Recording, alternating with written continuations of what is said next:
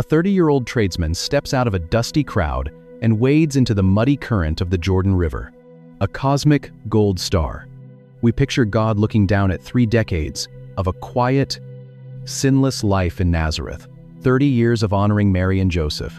And the prophet writes down a promise from the mouth of God.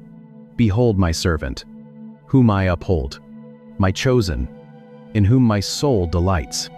In the Greek translation of that ancient text, the phrase is "on ho eudokesa," in whom I am well pleased. The words match perfectly. The grammar aligns exactly.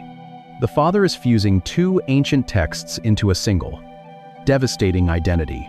He takes Genesis 22. He takes Isaiah 42. He weaves the beloved son of Moriah and the suffering servant of Babylon into one man. This is not a random selection of scriptures. It is a divine collision. The beloved son is the one who climbs the altar. The suffering servant is the one who bleeds on it. Every rabbi knows exactly where the scroll of Isaiah leads. They know what the servant is destined to endure. Isaiah's servant does not arrive on a war horse. He does not wear a crown of gold. He does not break a bruised reed. He does not snuff out a fading wick. His back is given to those who strike. His cheeks are given to those who pull out the beard. His face is covered in spit and blood. He is pierced for transgressions. He is crushed for iniquities. He is led like a lamb to the slaughter. And he does not open his mouth. 30 years of cutting timber straight and keeping his head down and finally handing out the ultimate performance review. You did it. Good job. The voice over the water is not a harmless blessing. It is a death sentence.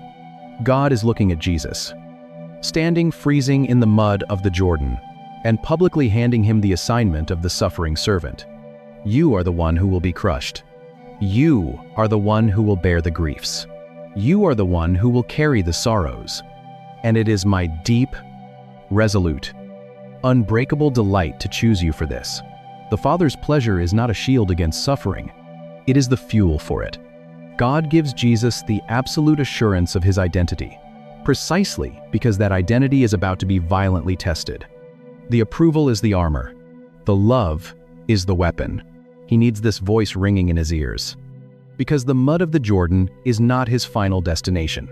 The water is only the beginning. And the Spirit, descending like a dove, is about to do something terrifying. The muddy water of the Jordan dries on his skin. The shouts of the crowd fade into the distance. The Spirit that just descended like a gentle dove does not lead him back to Nazareth to celebrate a divine promotion. Mark's Gospel uses a terrifying verb to describe what happens next, ekbalo. The Spirit violently drives him, casts him out. You pass the preparation test, and it makes perfect sense that we read it that way. We are a species obsessed with earning our keep into the brutal, empty wasteland of the Judean desert. 40 days pass. The sun beats down on cracked, white earth. The nights are freezing. The wind howling through jagged limestone canyons. His stomach physically knots with starvation. His lips crack and bleed in the arid air. He is completely, utterly alone. Stripped of every human comfort, left with nothing but the echo of the voice that just claimed him. And in that desolate silence, the accuser steps out of the shadows. Notice exactly what the enemy attacks first. He does not attack the physical hunger. Not really. He does not attack the isolation. He attacks the voice. If you are the Son of God, command these stones to become bread. We usually read this as a simple test of appetite. We assume the devil is just trying to get a starving man to eat. But look closer. The temptation is not an invitation to break a fast. It is a demand to perform. The accuser is whispering, "The Father said he was well pleased with you. But look at you. You are starving. You are abandoned in the dirt. If you really are the beloved Son, prove it. Do something. Produce a miracle." We build our entire identities on the resumes we present to the world. We exhaust ourselves, trying to prove our worth. Turn the rock into bread and earn the title he just handed you. Satan is dragging the human economy of earning right into the desert. He knows that if he can get Jesus to work for his identity instead of from it, the entire mission collapses. He is trying to force the carpenter to validate his existence through production. But the beloved Son refuses to play the game. He does not turn the stone. He does not put on a magic show. He does not lift a single blistered finger to prove what the Father has already declared to be true. He anchors his entire existence, his very survival, on the word spoken over the water, before he had ever achieved a single thing. This is exactly why the voice at the river had to come first. If Jesus had walked into that wasteland needing to earn God's pleasure, he would have cracked. He would have turned the stones to feed himself. He would have thrown himself off the highest point of the temple to force the angels to catch him. He would have bowed to the accuser to get the crown without the agony of the cross. But he didn't, because his identity was not an open question. He carried the unearned pleasure of the Father like an iron shield into the wilderness. And that changes exactly how you must face your own, hoping someone, somewhere, will look at our output and finally say, "I am well pleased with you." We naturally project that exact same transaction. A carpenter worked 30 years in obscure silence, and the Father declared his ledger completely full. A Greek word tore through the heavy sky, and God's pleasure became a foundation instead of a wage. An ancient patriarch raised an iron knife on Moriah, and the beloved Son was marked for a future altar. A chained prophet wrote of a suffering servant, and the king accepted the assignment to bleed. The Spirit drove a man into a freezing wasteland, and his unearned identity became an iron shield. The accuser demanded a miracle from the stones, and the starving man rested in the word already spoken. A voice echoed over muddy water, and the exhausted architecture of human earning was dismantled forever. Same river, same voice. But maybe the part that stays with me most is the 30 years of total obscurity.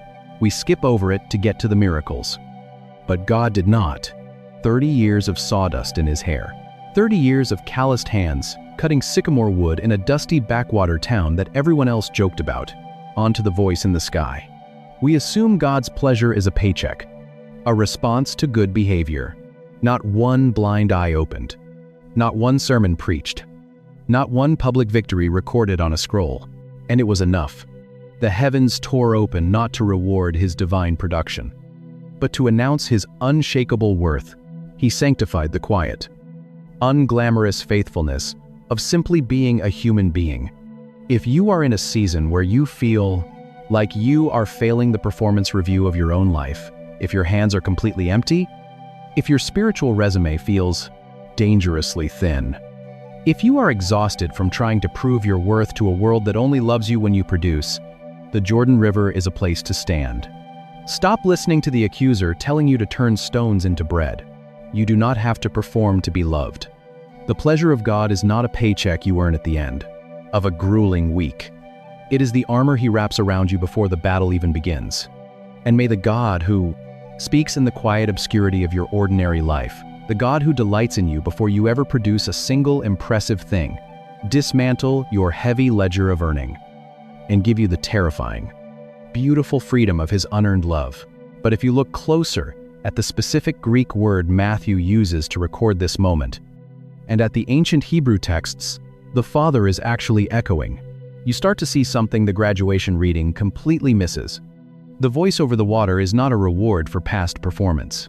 It is the armor for an impending war. To feel the terrifying weight of what happens in the river, you have to realize the strangest detail about this story. You have to look at what this man has not yet done. The water is cold against his skin. The banks are not a quiet, pristine sanctuary. The Jordan is a border crossing. He has not preached a single sermon. He has not opened a single blind eye. He has not multiplied a single loaf of bread. He has not walked on water. He has not faced down a demon in a crowded synagogue. He has not driven a money changer out of the temple courtyard. He has not spoken a single public word that history bothered to record. His hands are rough with the splinters of timber. His muscles ache from lifting heavy Galilean limestone. He smells like sawdust and sweat, not incense and parchment. He is a nobody from a nowhere town that people joke about in the capital. He has 0 followers, 0 miracles, 0 public impact. And yet, the heavens tear open. The voice does not say, "Go produce, and I will be pleased." The voice says, "I am well pleased." past tense completion in a present tense moment. This shatters the architecture of the human world. We live in an economy of earning. We always have. You produce. You earn. You perform. You receive. You win. You are praised. You fail. You are discarded. We are trained from our first day in a classroom that approval is conditional. It is a wage. It is something you hunt, something you trap, something you purchase with your time and your blood. We sit under the harsh fluorescent lights of our offices, grinding out hours. It is loud. The air smells of crushed reeds, wet earth, and the sweat of thousands of desperate people who have walked for days just to be washed. We curate the digital photographs of our lives, waiting for the dopamine hit of external validation. We polish our trophies. We hide our failures in the dark. We weigh our worth on a scale that never stops moving. We assume the kingdom of heaven operates on the exact same ledger. We assume God is an employer, standing with a clipboard, waiting for our quarterly review. We think we have to heal the sick, feed the poor, read the chapters, and fix our broken habits before He will ever look at us with anything but mild disappointment. This is not piety. It is spiritual capitalism, and the Jordan River dismantles it in one breath. The Father's pleasure is not a reaction to production. It is the foundation of identity. Jesus does not work for the Father's approval. He works from it. The order of events here is the most terrifying and liberating truth in the New Testament. The approval comes before the achievement. The love arrives before the labor. God looks at a man who has accomplished absolutely nothing in the realm of public ministry, and He declares that the ledger is already full. But this raises a massive problem. If the pleasure of God is not based on what Jesus has achieved, what exactly is the Father so pleased with? To answer that, you have to look at the 30 years of silence leading up to this water. A wild-eyed preacher with locusts on his breath puts a hand on the tradesman's back and pushes him under the surface. The morning sun bakes the rough stone walls of Nazareth. A man holds a heavy iron adze, bringing it down against a block of sycamore wood. His hands are covered in chalky dust, his knuckles thick with the callus of hard labor. The air in the workshop smells of dry earth, shaved timber, and sweat. This is the reality of the incarnation that we usually gloss over on our way to the cross. For 30 years, the creator of the cosmos submits to the brutal, monotonous rhythm of human existence. He learns to walk on dirt floors. He learns to speak a human language with a northern Galilean accent. He sits at a wooden table and eats unleavened bread. He feels the sharp, biting ache of cold desert nights and the suffocating, heavy heat of summer afternoons. He watches his neighbors get sick. He likely stands beside a bed and watches his earthly father, Joseph, take his last breath, feeling the crushing, physical weight of human grief in his own chest. He is entirely, completely unknown. When people from Jerusalem talk about Nazareth, they roll their eyes. It is a backwater town, a place of illiterate peasants, crude exons, and heavy Roman taxation. It is the last place anyone would expect the divine to hide. And yet, He stays. He does not rush the timeline. He does not pull back the curtain to show off His glory. He simply lives the human life. Day after, the river closes over His head. The chaotic noise of the crowd instantly vanishes into the muffled, heavy silence of deep water. Day. Imperfect. Unbroken fellowship with His Father. The hidden years were not a delay. They were a reclaiming, where the first Adam stood in, a lush, perfect garden, and severed the connection with God out of ambition. This second Adam stands in a dusty, impoverished village and maintains the connection through deep, grinding humility.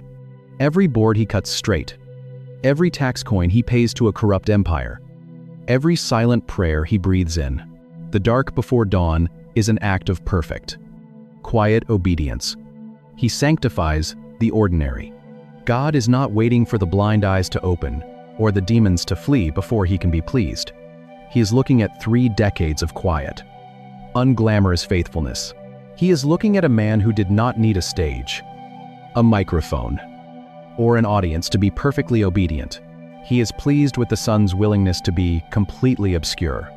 But the pleasure of the Father goes even deeper than 30 years of quiet submission. To grasp the terrifying weight of this moment in the Jordan, you have to look at the exact word, tearing through the sky, because the word Matthew chooses to record the Father's voice is not a generic, polite compliment. It is a very specific linguistic key. Matthew chapter 3, verse 17. The carpenter is standing waist-deep in the cold, muddy current of the Jordan, the water still dripping from his hair. Then, he breaks the surface. Water streams from his beard, soaking heavy into his clothes, and before he can even wipe his eyes, the sky tears apart, and the Spirit descending, and the voice declares, "This is my beloved Son, with whom I am well pleased." The English translation sounds like a polite compliment. It sounds like a teacher handing back a perfectly scored exam. But the original language carries a weight that the English completely flattens. The word Matthew uses for well pleased is the Greek verb eudokio. You can hear the gravity of it just by breaking it apart. It is a compound word. The prefix is ao, which means good, beautiful, or joyful. The root is the verb dokio, which means to think, to determine, to choose, or to resolve. When you fuse them together, eudokeo does not mean a passive nod of approval from a distant judge. It means a deep, resolute, purposeful delight. It is a joy that originates entirely within the mind of the one who is speaking, completely uncoerced by the performance of the one receiving it. If discovering these hidden linguistic layers in the text is shifting the way you see God, you're exactly who this channel is for. Hit subscribe and drop a thought in the comments. Because every week we dig into the ancient architecture of the Bible to find the truth that got buried in translation. You do not just see it. You feel the atmospheric pressure drop. You hear the fabric of reality rip. So the voice over the Jordan is not evaluating a resume. God is not looking at Jesus and saying, "You have finally proven your worth to me." He is declaring a sovereign, unbreakable affection. The word appears 21 times in the New Testament, and it almost exclusively describes the unearned, spontaneous delight of God. It is the exact same word Jesus uses later in Luke 12, when he looks at a terrified, impoverished group of followers who have accomplished absolutely nothing, and he tells them, "Do not be afraid, little flock, for your Father has chosen gladly eudokeo to give you the kingdom." He didn't give them the kingdom because they earned it. He gave it because it was his deepest delight to do so. That root changes everything about what happens in the water. The Father's pleasure is not the applause for a finished job. It is the bedrock assurance of love before the real job even begins. But eudokeo is only a fragment of the sentence, tearing through the sky. To hear what the first-century Jewish crowd actually heard when the clouds parted, you have to realize the Father is not just speaking organically. He is quoting, "A father and a son climb a mountain. The air is thin and cold. The boy carries a heavy bundle of cut wood strapped to his back, the rough bark scraping against his shoulders. The old man carries a torch of fire and a knife, the iron blade heavy in his hand, and a voice drops like thunder over the muddy water. This is my beloved Son, with whom I am well pleased." They walk together in devastating silence. The dry dust kicks up around their sandals. This is Mount Moriah. Genesis chapter 22. God speaks to Abraham and gives him a command that shatters the soul. "Take your son, your only son Isaac, whom you love, and go to the land of Moriah, and offer him there as a burnt offering." In the Greek translation of the Old Testament, the Septuagint, the Bible that the first-century world read and memorized, that exact phrase is translated as ton huion su ton agapeton, your son, your beloved. It is the very first time the concept of love is ever mentioned in the Bible. It is tied, immediately and forever, to the sacrifice of a son. Now, fast forward 2,000 years. A crowd stands ankle-deep in the mud of the Jordan River. The sky tears open. The voice of God echoes over the rushing water, speaking directly to a Jewish audience whose entire theological imagination is built on the Torah. This is my beloved son, Huios Mau, Huagapetos. Every rabbi standing on that bank hears the echo immediately. The voice over the water is not just a proud introduction. It is a terrifying prophecy. The Father is pulling the nightmare of Mount Moriah directly into the present. He is pointing at the carpenter in the water and declaring that the ancient, unresolved tension. Most people read this scene and assume they understand exactly what the Father is doing. Most people assume this is a divine graduation ceremony of Abraham and Isaac is finally coming to its brutal conclusion. On Moriah, the Father bound the Son. On Moriah, the wood was laid on the Son's back. On Moriah, the Son did not fight back. But on Moriah, an angel grabbed the knife. A ram was caught in the thicket. The beloved Son was spared. At the Jordan, the echo returns. But the ending is already being rewritten. This beloved Son will also climb a hill. This beloved Son will also carry the rough wood on his back, the splinters digging into his torn skin. This beloved Son will also remain silent as he is bound to the altar. But this time, the sky will go dark at noon. This time, there will be no angel to grab the knife. This time, the Father will not hold back the blade. The baptism is an anointing for an execution. But the Moriah echo is only the first half of the sentence tearing through the sky. To understand exactly how this beloved Son is going to die, and who he is dying for, you have to look at the second half of the phrase. Because the Father is not just quoting Moses. He is quoting a prophet who lived 700 years earlier. Look at the heavy parchment scroll of Isaiah. 7 centuries before the Jordan River, a nation is chained in exile. A people are crushed under Babylon.